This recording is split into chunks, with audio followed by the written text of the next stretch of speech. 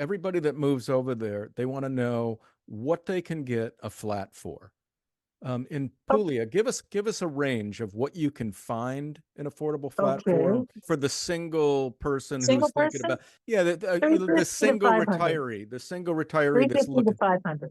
How 350 much? to 500. 350 to 350 to 500 a month. And I know 5 or 6 expats here that are in that price range.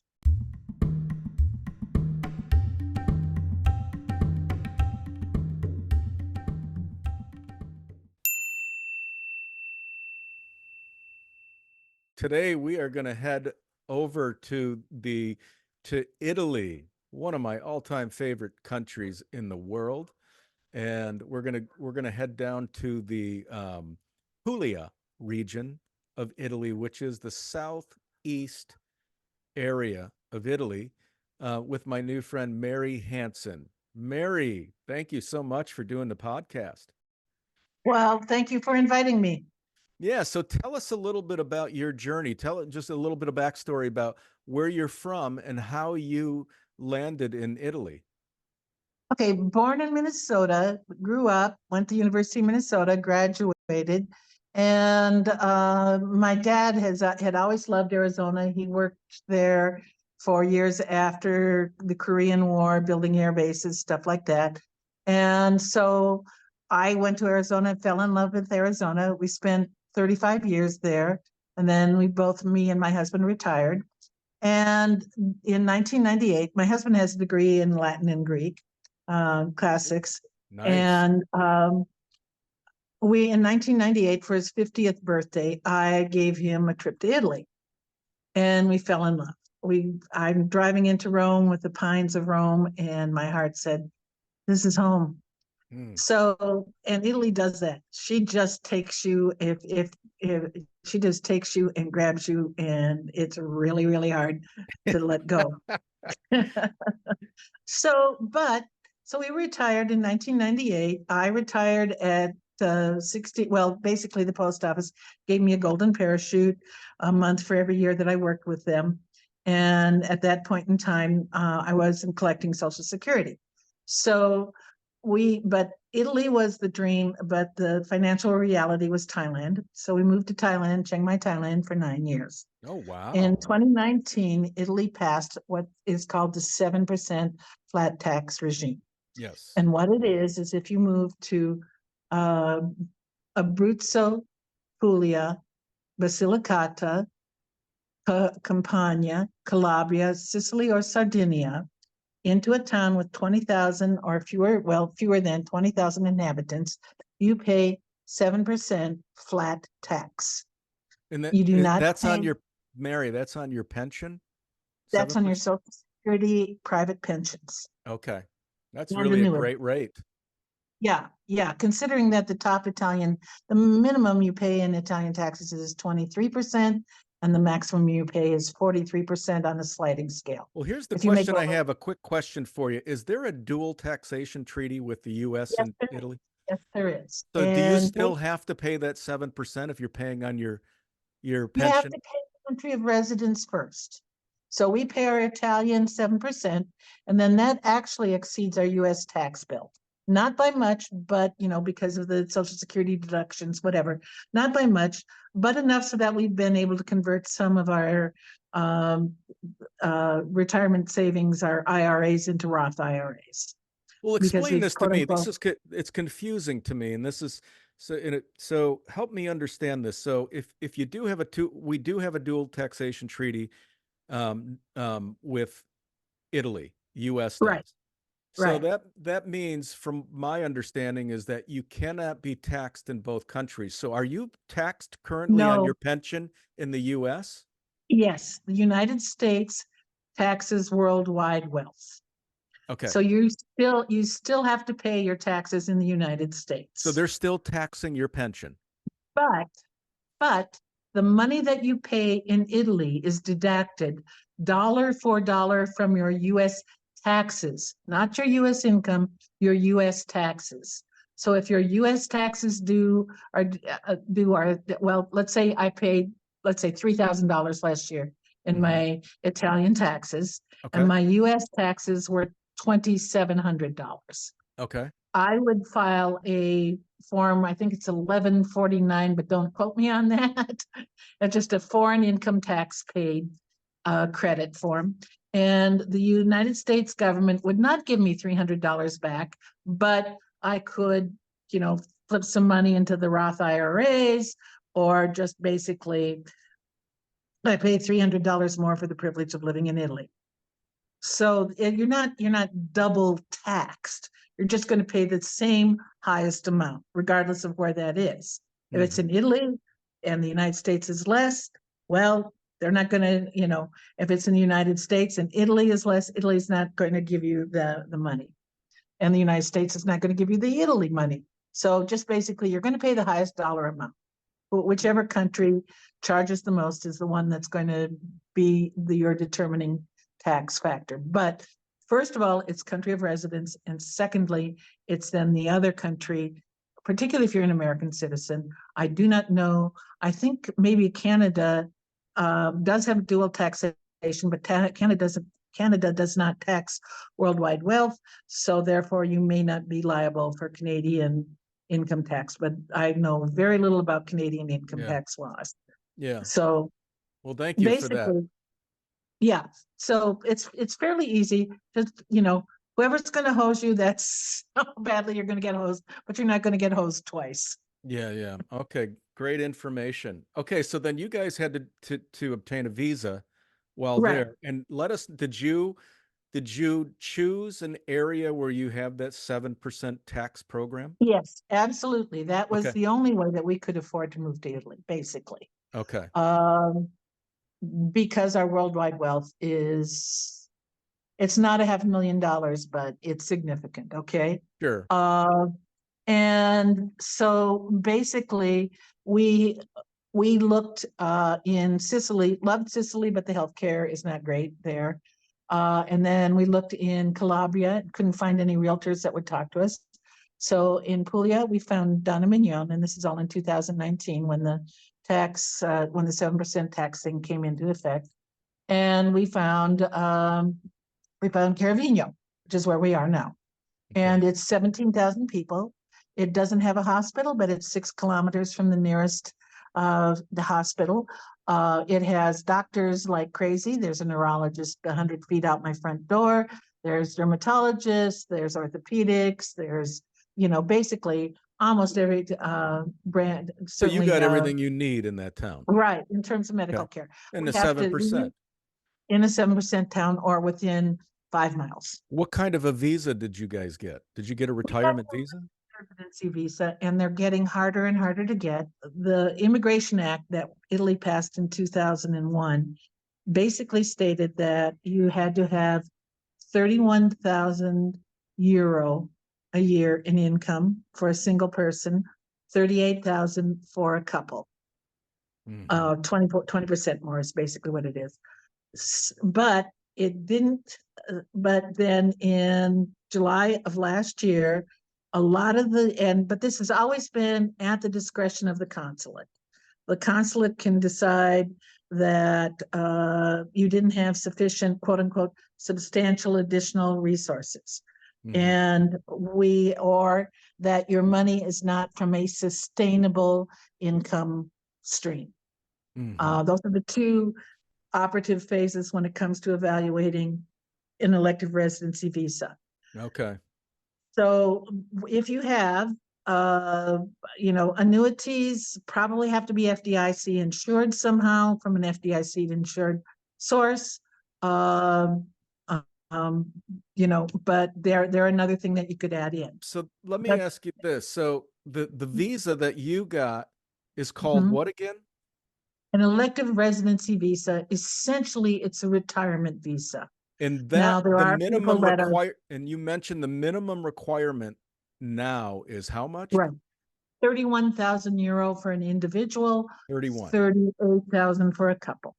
Okay, 31K and 38 for a couple.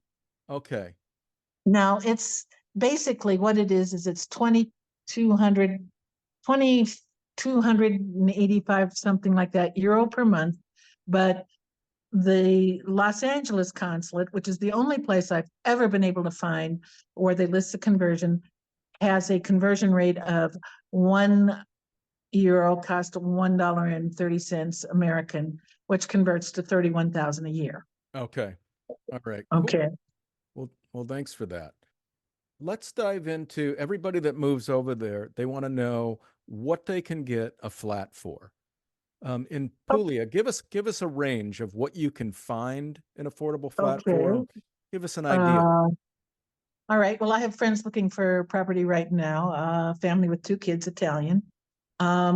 They've looked at everything from $1,500 a month, 4-bedroom, 4-bath, sea view, to I want to say 4,500 square feet, to a small 3-bedroom for about 600 a month.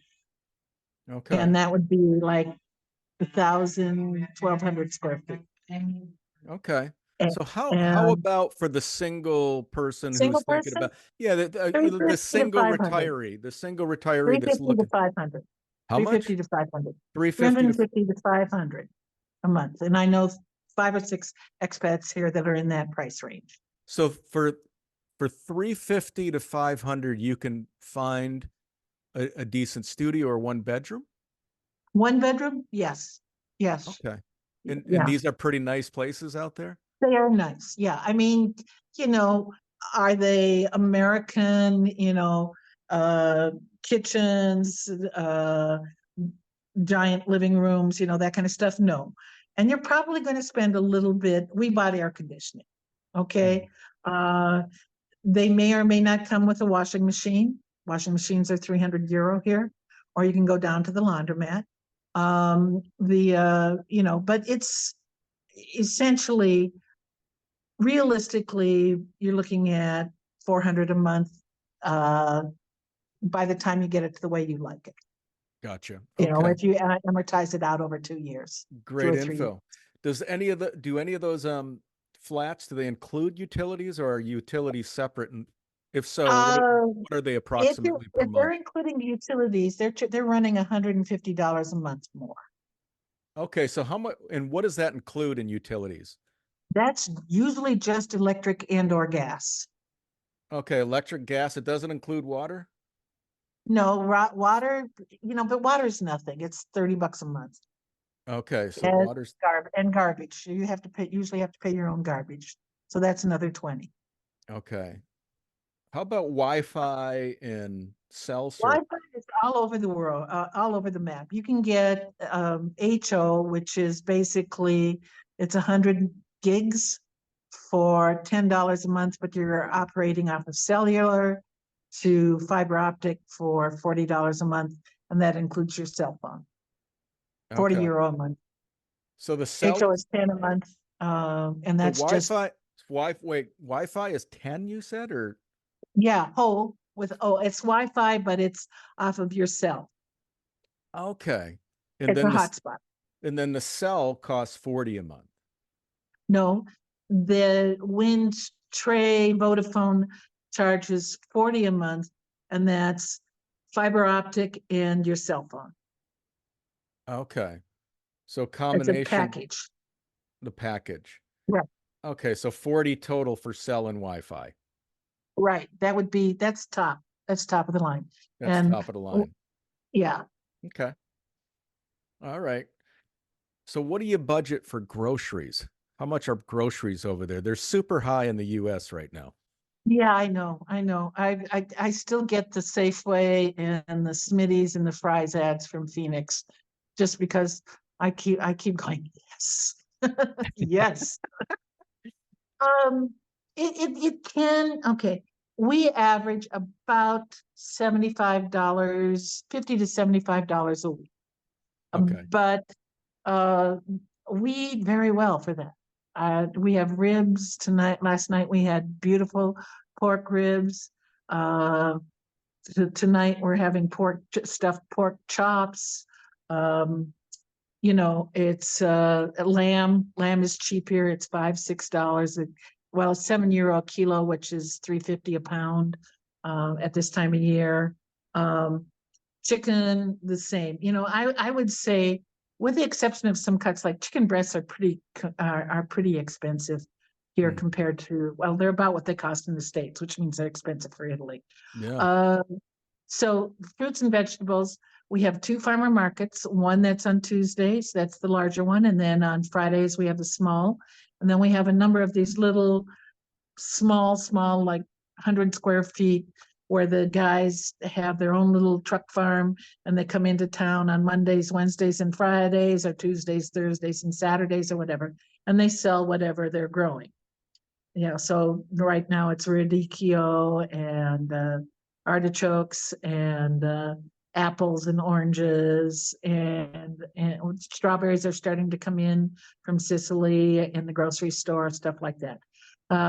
We just bananas are expensive. They're $1 a pound, but they're import. You know, but Sure. Yeah. you know, locally grown fruits and vegetables. You know, I pay 50 cents to $1 for a head of lettuce. I pay 60 cents for 200 grams, which is a quarter of a pound of spinach. I just saw a Whole Foods ad that advertised it for $9 for the same amount of spinach. Yes. Yeah. Yeah, It's yeah, wow. You guys yes. are, that's fantastic. That is Yeah. fantastic. So, you know, if you cook yourself, it's very affordable. You know, Sure. I mean, when we left the States in 2012, I was averaging about 125 a week, and I was the coupon queen, Yeah. really. Wow. Oh, and that 75 a week includes cleaning supplies, you know, stuff like that, where, you know, whatever miscellaneous type of things, dish soap, dishwasher soap, laundry soap, floor cleaning supplies, window stuff like that. That's Yeah. in that 75 a week. Yeah. Okay. Let's move on to restaurants. So if you go out Oh, and if you go out, I love talking about this. I haven't even had lunch yet, so you're going to make me. okay. Well, be prepared. Okay, But Carabino so if you go is to like your local Italian restaurant, a neighborhood right, restaurant that's real, right. the local place, it's affordable, it's been around for a long time. I mean, what can you pay for a nice, a meal there? What can you get by on? Oh, well, okay. We are all over the map here. We have two Michelin restaurants in town. Okay, yeah. The most expensive one is $125 for their tasting menu, 150 with wine. Wow. How many Michelin restaurants do you know Yeah. that charge $100 for it's a 5 or 6 course meal? Yeah, yeah. Yeah. Hey. Uh, let's see. Friday night we were out to dinner. We had two pizzas, and mine was a custom order. We had two pizzas, it's about, well, a half a liter of wine for $6. And it was a really nice Negro Amaro, which is a Southern Italy wine, full body, grapefruit, very nice. And then we and Coperta, which is basically a table charge. You don't pay tips here. If you pay a tip here, it's because the service was really, really good and you really appreciate it. They're, you know, but basically Coperta is the cost of the employee's wages, the rental, that kind of stuff. It helps defray the cost so that basically the cost of food that you're paying for, that you're buying in a restaurant, is is pretty much not a big profit margin. Yeah. Anyway, we paid $7 for two pizzas, half a liter of wine, a bottle of Frizzante water, and $4 in Coperta in tip. Wow. That's amazing. Yeah, And if anybody, the pizza is good and the wine is good. oh yeah, oh yeah. If I had gone with the pasta, this place is the best pizza place in town. But if I'd gone Okay, with the pasta, it'd have been the Mary, same. I'm gonna have to move in with you guys. Is there an extra room over there? Yeah, there is, but it's noisy. Oh man, that's Right so next to the nice. highway. It's right next to the highway. So how much How much would you say you budget, for like that entertainment type going out restaurant having? Okay, my big, big, big blowout is at least 3 times a week. We go to the local pasticceria, the local pastry shop, Yeah. and have cappuccinos and Mm, these fabulous pastries, like French pastries, yeah. for €6. Nice. Total. Two cappuccinos and two pastries for €6. Although my Mhm. husband eats donuts. He's a I eat one donut he a eats a day. donut. He eats a donut. Okay. Which Hey, is, by the way, $3. whatever My works. little pastry is 60 cents. His He's probably gonna live forever on that, yeah, you know? yeah, yeah. So it's yeah, so 20 bucks a week on coffee. And that's sitting down at a table with service. If I stood at the counter and had my little mignon and my espresso or my coffee, it'd have been about $1.20. So it'd be $5, $4 instead of 6. Mm-hmm. So for two. Okay. Um, so, the table service is more expensive. It's in the price of coffee. But a cappuccino here runs between 120 and 150, depending on which uh, bar you're drinking in. And here, bars are not bars like in the United States. Yes, you can get a drink, but it's not about the drink. It's about having a coffee. At night, you'll go in and you'll order an Aperol spritz or a mixed drink or whatever, and then you'll get 3 little crunchies, like a little bowl of olives, a bowl of torelli, which are these little hard, crispy bread donut type things, Mm-hmm. and maybe potato chips or something like that. Yeah.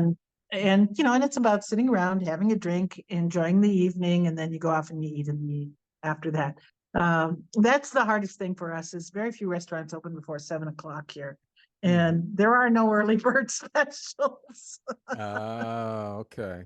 Are there any, Yeah, like, but do they offer lunch specials during the afternoon? there are very few places that serve lunch here because we don't have a large factory Mm-hmm. presence here. Gotcha. Okay. Uh, here everybody goes home at 12:30, 1 o'clock, and they go back to work at 4 o'clock in the afternoon, and everything closes from 1 till 4. Yeah. A So, nice, nice siesta. there's 2 or 3 restaurants in town that do lunch, and they're good, but they're not dedicated to the concept, if you will. And it tends to be pretty much the same thing. So, Yeah. we're big sandwich fans for lunch anyway. So, How much would you say, with the coffee and going out as much as you guys, do for like a meal here or there, would you budget per month? 200, 150 to 200. 150 And to we go out a 200. lot. We go out a lot. We really So do. A that's minimum of is once a week. so that it is really, really cheap to go out and eat some really good quality stuff over there. Yeah, yeah, yeah, yeah. It's entirely, well, okay. We have a little restaurant here that does a 14 item antipasta for €10. Wow. Nice. Yeah. And it's not just cheese, it's chicken wings and Yeah. polpetta, which are little meatballs, or um, just, typical Puglia cuisine. Yeah. And yeah, so 14 items. Okay, so let's move on. Okay, great. So let's move on to things to do. What do people do around Puglia? Well, it depends on what your interests are. Of course, we're 5 miles from the ocean. So summer, of course, is swimming. We have some lovely sandy beaches. Right now, we have the guys out there parasailing surfing type of thing, because we do have some fairly good winter winds and winter waves.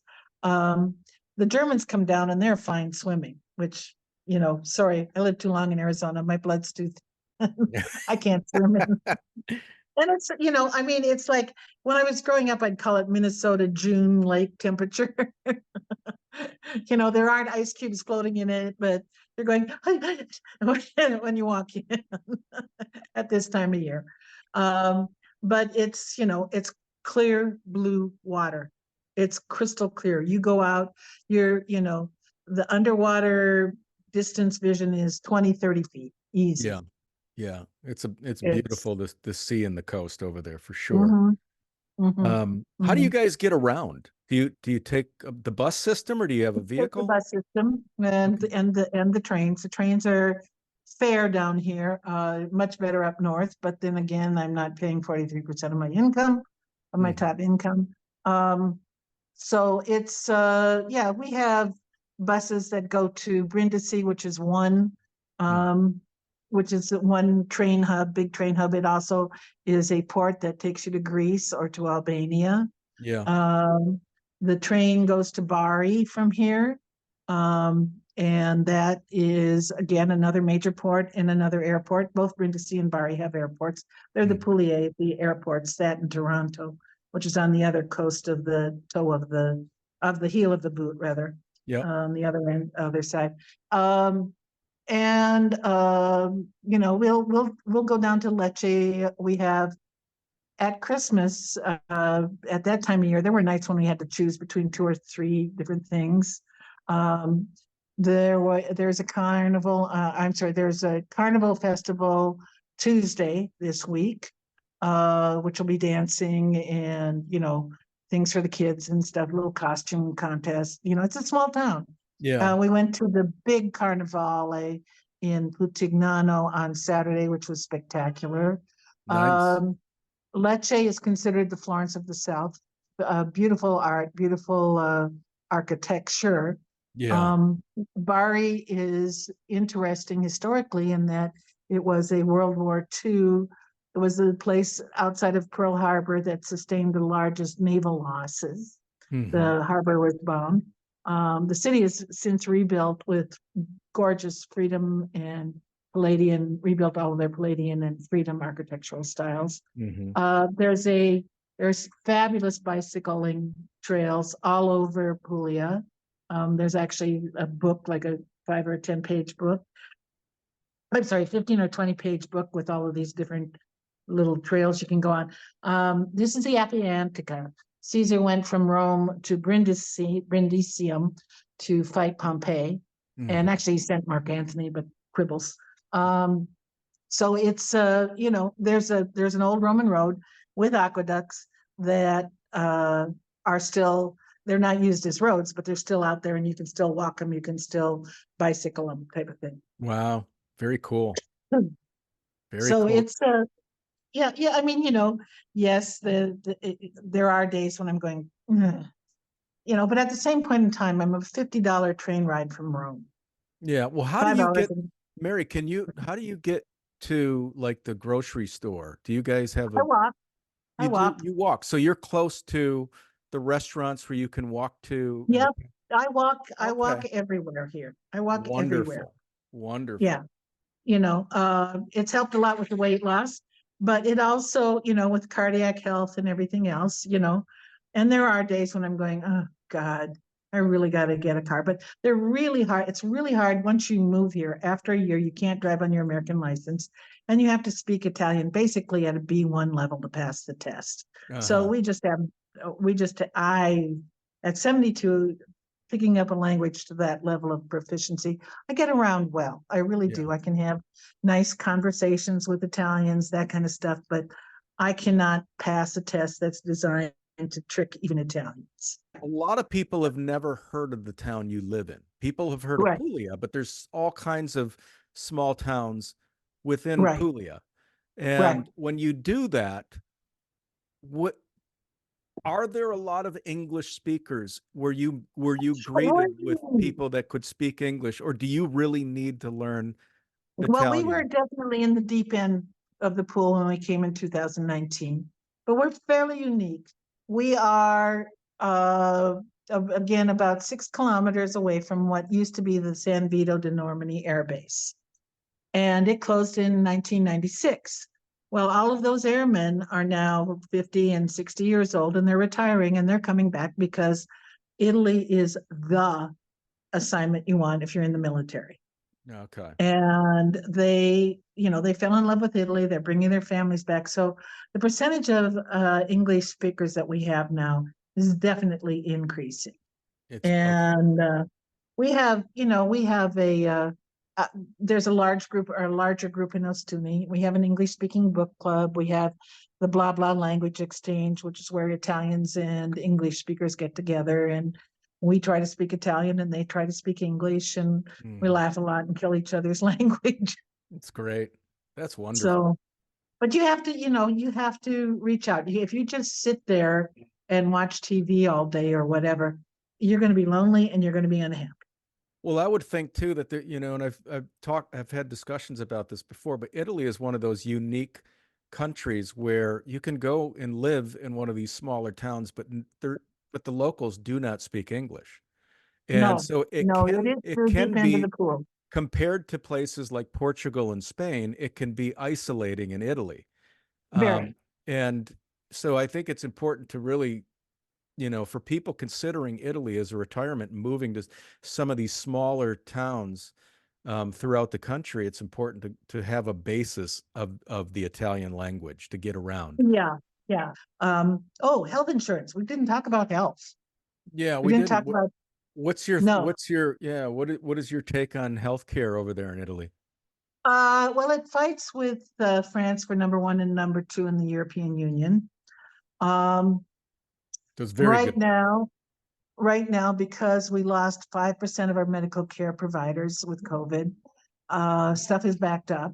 But important care, like I have a friend who's a breast cancer survivor. She gets a mammogram and a ultrasound every 6 months, regardless. So some of the maintenance stuff is maybe spread out a little farther, but critical care is actually it's better than the United States. If I was really, really sick with a respiratory infection, it wasn't COVID. I kept testing negative. And I went to the local doctor here, got the antibiotics, he treated us, and I was fine. I have a friend who literally in Florida who literally sent me her last will and testament because she couldn't get in to see a doctor. And because it cost, and because Medicare charged her $1,000 to use an ambulance. And, I talk to expats, American expats, that tell me that they feel like, particularly if you're on Medicare, like there's a bullseye on you and they just want you dead. Yeah. That's, and it's terrible here in the US. Yeah. Is it, what, as far as like the healthcare affordability in Italy compared to the US, how would you compare the two? Okay, you can join. Once you're here, you have your permesso and you have your carta di identità, which is like your national identity card. You can join the National Health Service, which is ASL, for €2,000. And then if your income is above a certain amount, they will charge you 5.5% above that 2,000, but 2,000 is like your basic annual health insurance premium. My husband's drugs in the United States are $1,000 a month. Here they're $150. Okay, my drugs here are $12 in the United States, even with Walmart or Mark, what's his name on Shark Tank, they run about 75. So the ASL, to join that, is €2,000. That's really under 200 per month. Dollars a month. Yeah, it's about 175, 180, I think, is what it works out to. Okay. Yeah, per 192 month for full coverage, right? Full coverage. Full coverage. Full coverage. Yeah. No. Yes, there can be a copay. It can be like, you can see a doctor free. You go to the hospital free. Ambulances are free. Basically, the only thing that you're going to pay for is if you want to jump the line. It is possible to jump the line, and that can run anywhere to from $20 to $50, and pharmaceuticals. But again, like I said, a tenth of what the cost is in the States. Well, Mary Hanson, thank you so much for taking the time to be a part of the podcast and sharing all of this information and tips on living in Puglia, Italy. Thank you. Yeah, and I'm on Facebook, Mary Hanson Caravino. You can certainly or you contact me on Messenger. And if you ask for naked pictures, you're going to get them of my naked dog.